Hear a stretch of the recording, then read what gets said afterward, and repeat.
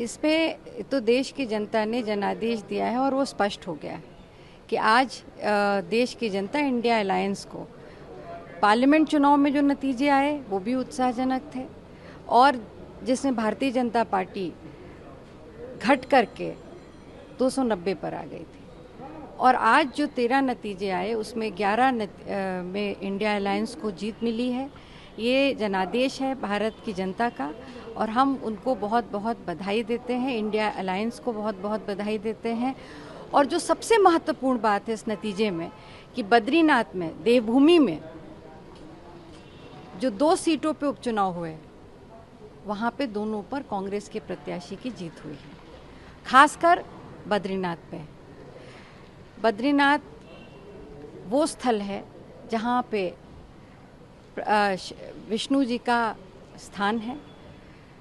अयोध्या में जीत हुई India alliance की और अब बद्रीनाथ में भी भारतीय जनता पार्टी को शिकस्त मिली है, कांग्रेस के प्रत्याशी की जीत हुई है। तो ये स्पष्ट है कि जिन्होंने प्रभु राम का व्यापार करके लगातार कई दशकों तक उनके साथ छल किया, आज स्पष्ट हो गया कि प्रभु राम ने उसका दंड दिया उनको। तो मैं तो मानती हूँ कि ये जनता के साथ साथ ईश्वर का भी आशीर्वाद है। मैम, कल केंद्रीय गृह मंत्री अमित शाह की तरफ से एक लेटर जारी हुआ जिसमें बताया गया कि 25 जून को संविधान के को लेकर बताया गया कि हत्या दिवस है। आप क्या कहती हैं? देखिए, एक लगभग 50 वर्ष पुरानी घटना के नाम पर भारतीय जनता पार्टी लगातार ढिंढोरा पीटती आई।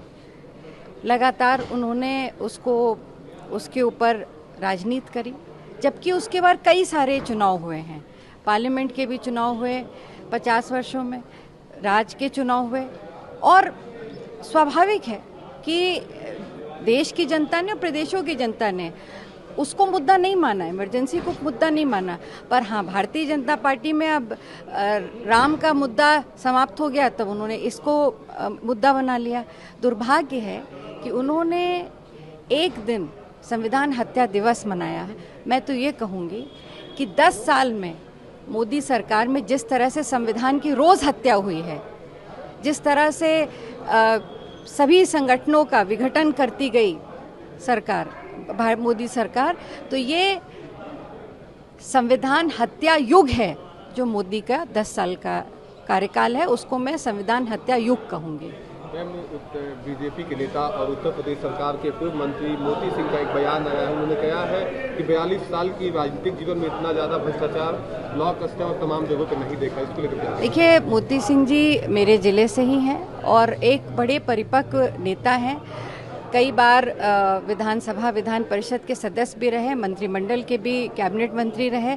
अगर उन्होंने इस बात को अपनी ही पार्टी में पर ये सवाल उठाया है तो जो बात विपक्ष लगातार कह रहा था कि भ्रष्टाचार इस वक्त चरम पे है, जिस तरह से हर विभाग में भ्रष्टाचार हो रहा है और भर्तियों में पर्चा लीक हो रहा है, वो भी तो भ्रष्टाचार है एक बड़ा।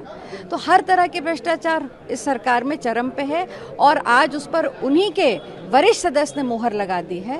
तो अब इसका जवाब 2027 में जनता देगी।